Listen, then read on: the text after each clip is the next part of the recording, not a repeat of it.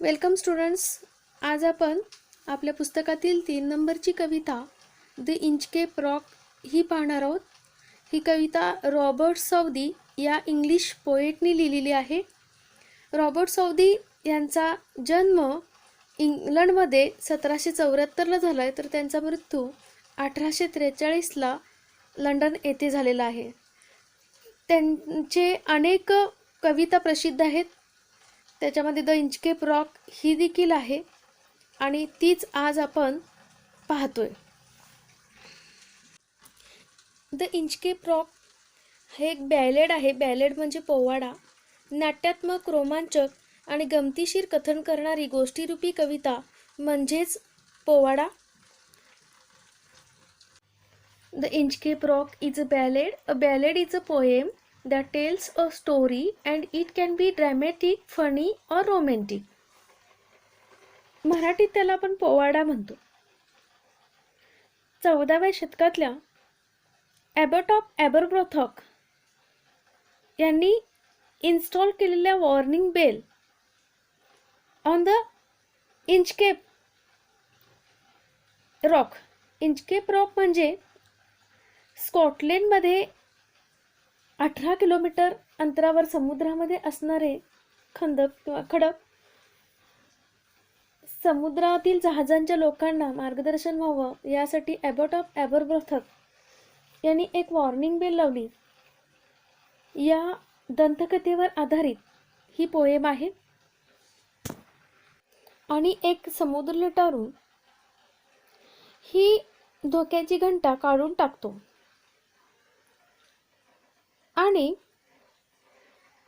त्याचा शेवट कसा होतो हे या कवितेत सांगितलेलं आहे. कवीला सांगायचं आहे की जे लोक इतरांचे वाईट करतात त्यांना शिक्षाही होतेच. हा संदेश कवी आपल्याला देतो. जी व्यक्ती इतरांसाठी खड्डा खणते ती स्वतःच त्या खड्ड्यात पडते. ही थीम आहे या पोएमची. पोएमचा पहिला स्टांजा पहा. No star in air, no star in sea. The ship was still as she could be. Her sails from heaven received no motion. Her keel was steady in the ocean. समुद्रामध्ये हवेत कोणत्याही पद्धतीची हालचाल नाही आहे. संथ स्तब्ध असा समुद्र आहे. वाराही शांत आहे. जहाजांची पण कोणतीही मोशन्स म्हणजे हालचाल होत नाही आहे. अँड हर कील म्हणजे जहाजाचा लाकडी किंवा पोलादी कणा आणि तो देखील स्थिर आहे. म्हणजे समुद्र पूर्णपणे स्तब्ध संथ असा आहे. कोणत्याही पद्धतीची वाऱ्याची हालचाल नाही आहे.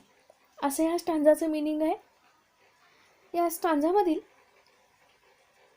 स्टर म्हणजे या शब्दाचा अर्थ आहे हालचाल आणि कील या शब्दाचा अर्थ मी आत्ताच सांगितला, जहाजाचा लाकडी किंवा पोलादी कणा. या स्टांजामध्ये पहिल्या ओळीमध्ये no star in the air, no star in the sea या ओळीमध्ये रिपीटेशन ही फिगर ऑफ स्पीच दिसते. नो स्टार हे शब्द आपल्याला रिपीट झालेले दिसतात. पुढील स्टांजा पहा. Without other sign or sound of their shock, the waves flowed over the Inchcape Rock. So little they rose, so little they fell, they did not move the Inchcape Bell. समुद्राच्या लाटा Inchcape रॉकवरून वाहत होत्या. कोणताही नाद नव्हता, घंटेचा कोणताही नाद नव्हता आणि सो लिटल दे रोज म्हणजे त्या खूप लाटा ज्या आहेत त्या खूप उंच नव्हत्या. असं ह्या स्टांजाचं मिनिंग आहे आणि त्यामुळं समुद्राच्या लाटा उंच नसल्यामुळं इंचकेप बेलचा आवाज होत नव्हता. असं ह्या स्टांजाचं मिनिंग आहे.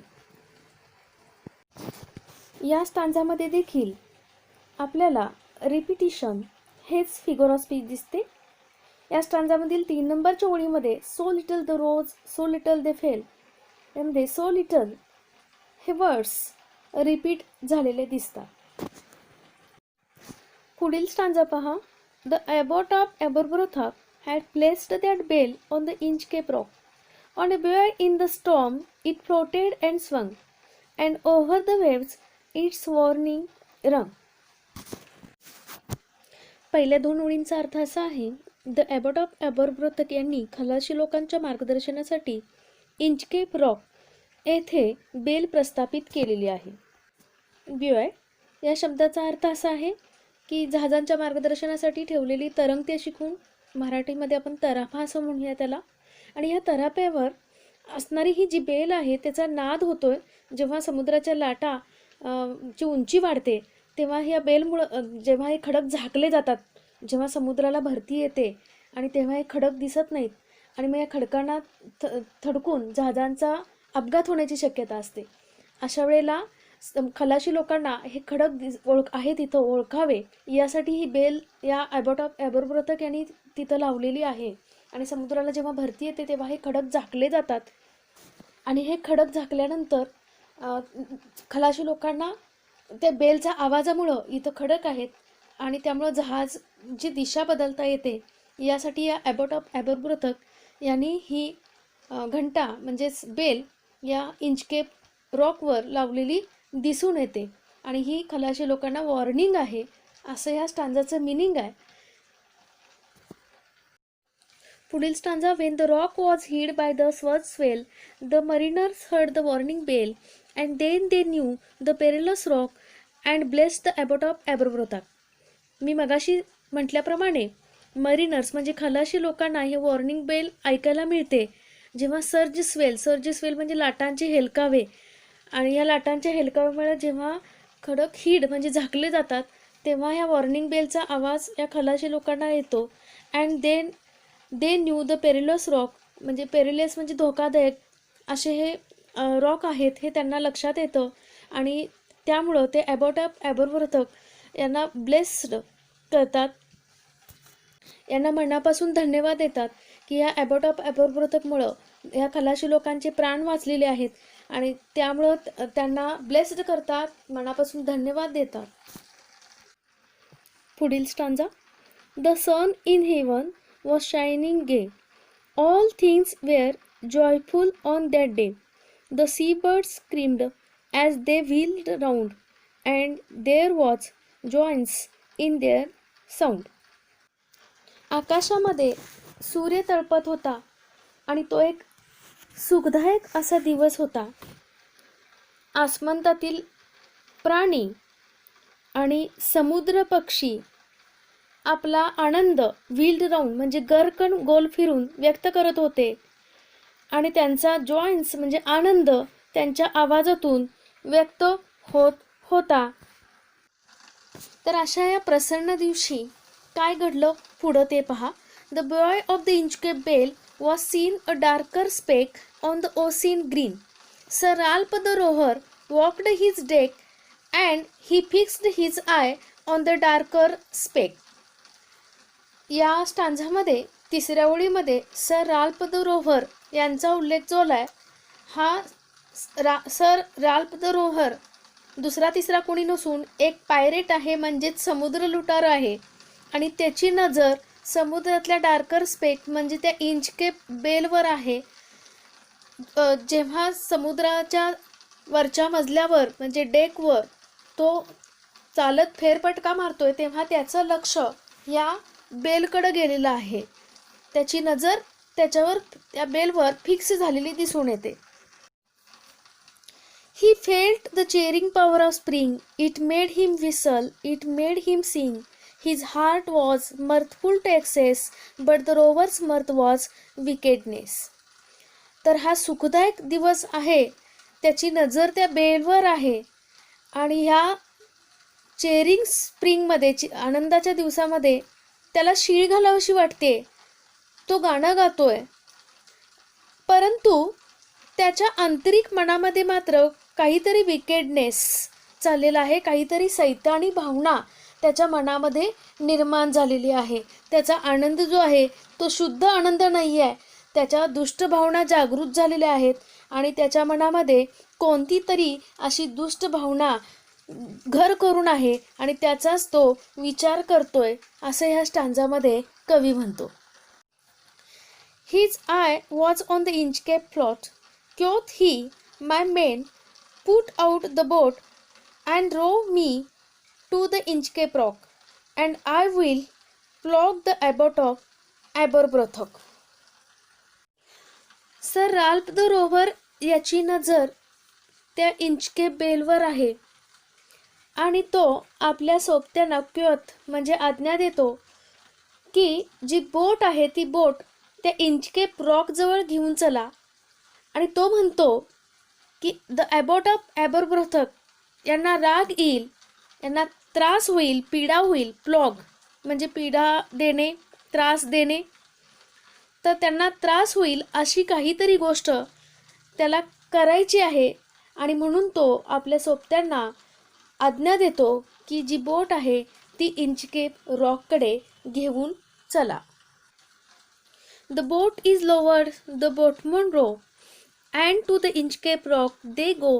Sir Ralph bent over from the boat, and he cut the bale from the Inchcape float. Sir राल्फची आज्ञा ऐकून जी बोटमन आहेत ती जी बोट आहे ते इंचकेप रॉककडे घेऊन जातात. आणि जसं इंचकेप रॉककडे घेऊन गेल्यानंतर सर राल्फ बेंट ओव्हर, तो खाली झुकतो त्या जहाजातून आणि बेलचा जे दोरखंड आहे तो कट करतो. And he cut the bell from the Inchcape float. तर द ॲबॉट ऑफ ॲबरब्रोथक यांना खलाशी लोक आशीर्वाद द्यायचे या रागातून हा सर राल्फ काय करतो तर जी बेल ॲबॉट ऑफ ॲबरब्रोथकनी खलाशी लोकांना मदत व्हावी म्हणून जी इंचकेप रॉकवर प्रस्थापित केले त्याचा जो दोर आहे तो दोर हा सर राल्फ कट करून टाकतो. पुढे काय होते बघा. Down sunk the bell with a gurgling sound, the bubbles rose and burst around. Quoth sir Ralph, the next who comes to the rock won't bless the abbot of Aberbrothok. तर जसं दोरखंडानं cut करतो आणि bell जी आहे ती gargling sound, गडगड असा पाण्यात आवाज करत ती घंटा पाण्यामध्ये बुडते. The bubbles rose and the burst around. आणि ती घंटा बुडत असताना पाण्यामध्ये असं बबल्स तयार होतात. आणि हा सर राल्फ काय म्हणतो पहा. क्योथ सर राल्फ, क्योथ म्हणजे म्हणणे. The next who comes to the rock won't bless the abbot of Aberbrothok. तर ह्या ठिकाणी इंचकेप रॉक जवळ आता कुणी येईल ते ॲबॉट ऑफ ॲबरब्रोथकला कुणी ब्लेस करणार नाहीत, आशीर्वाद देणार नाहीत, धन्यवाद देणार नाहीत. या स्टांजामधील जी पहिली ओळ आहे त्या पहिल्या ओळीमध्ये ओनोमाटोपोइया हे फिगर ऑफ स्पीच दिसते. गर्गलिंग साऊंड हा जो शब्द आहे साऊंड एक्सप्रेस करणारा आहे. आणि जेव्हा साऊंड एक्सप्रेस करणारा शब्द असतो त्या ओळीमध्ये ओनोमाटोपोइया हे फिगर ऑफ स्पीच असते. Sir Ralph the rover sailed away. He scoured the sea for many a day, and now grown rich with plundered store, he steers his course for Scotland's shore. यानंतर sir Ralph the Rover हा दुसरीकडे निघून गेला. तो अनेक ठिकाणी scored म्हणजे मुक्तपणे भटकत राहिला आणि जहाज लुटत राहिला. तो he scoured the seas for many days, समुद्रामध्ये जहाज लुटत राहिला. And now grown rich with plundered store. आणि तो श्रीमंत बनलाय.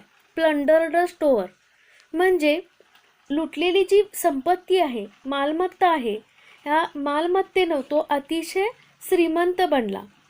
ही steers his course for Scotland shore.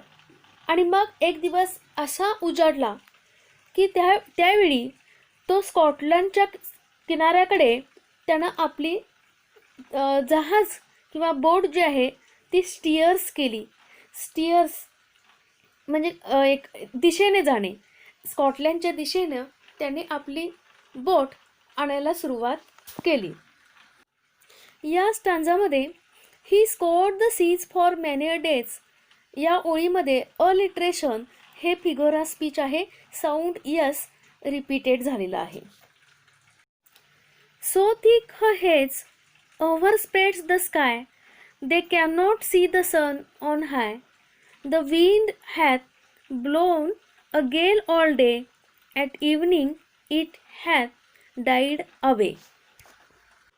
आणि मग सर राल्फ जेव्हा स्कॉटलंडच्या समुद्रकिनाऱ्याकडे आला तेव्हा हेज म्हणजे धुके जे खूप दाट होते आणि या दाट धुक्यामुळे त्याला किंवा त्या बोटीवरच्या लोकांना काहीही दिसत नव्हते.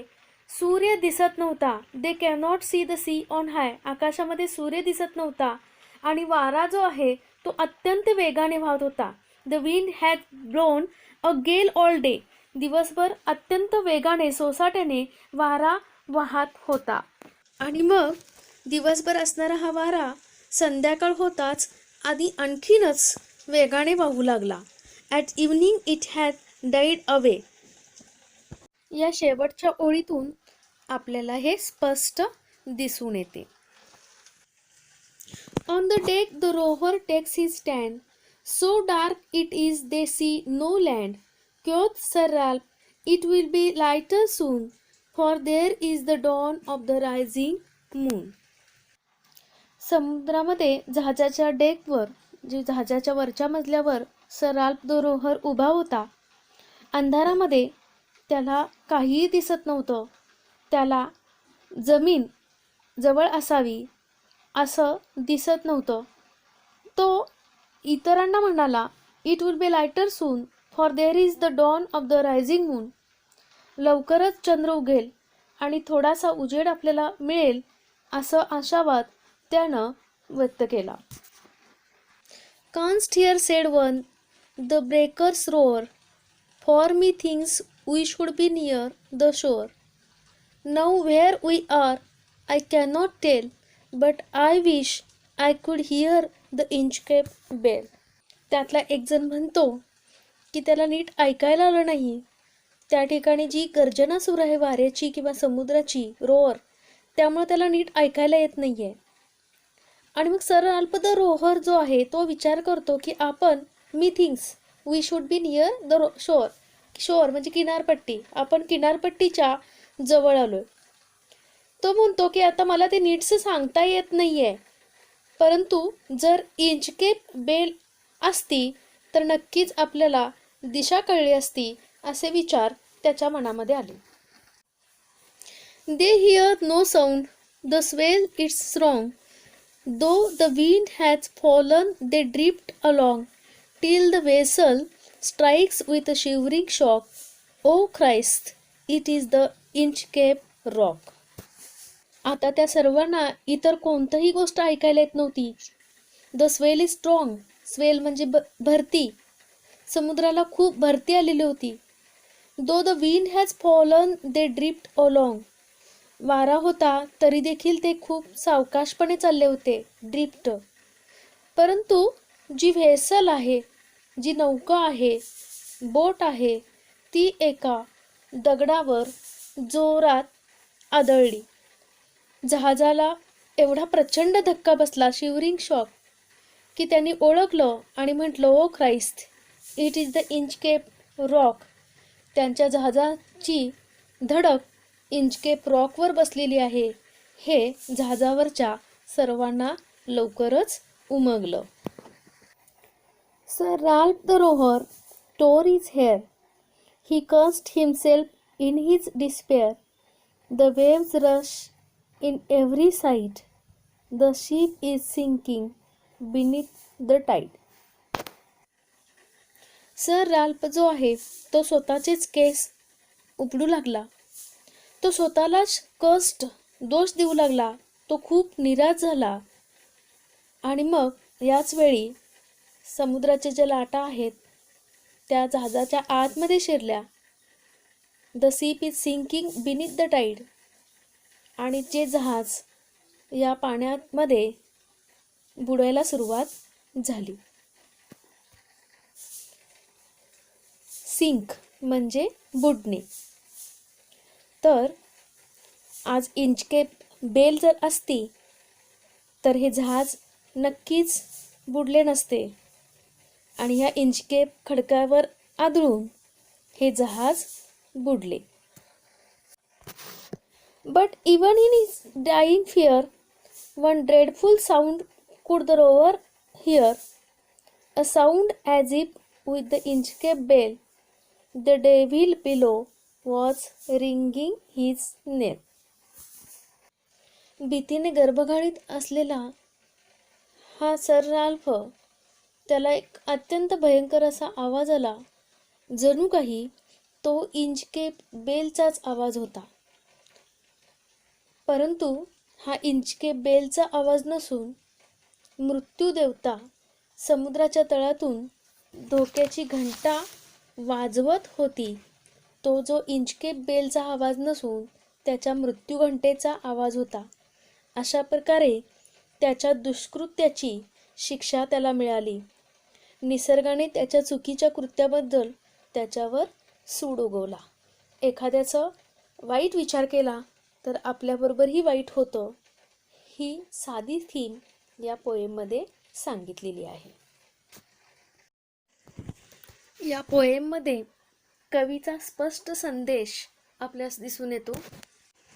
The poet Robert Southey delivers a message through his poem. As you sow, so shall you reap. So the poem The Inchcape Rock is didactic in nature like most of the Saudi's poem. तर पेरलं तेच उगवतं. आपण ज्या पद्धतीनं वागू तसेच फळ आपल्याला मिळत असतं. वाईट विचार केला तर आपल्याबरोबर देखील काहीतरी वाईट घडत असतं, असं ह्या पोएममध्ये आपल्याला स्पष्ट जाणवतं. डिडॅक्टिक हा शब्द स्क्रीनवर दिसतो. डिडॅक्टिक म्हणजे काहीतरी उपदेशपूर्ण, आणि ह्या कवितेमधून देखील आपल्याला अत्यंत बोधदायक असा संदेश मिळतो.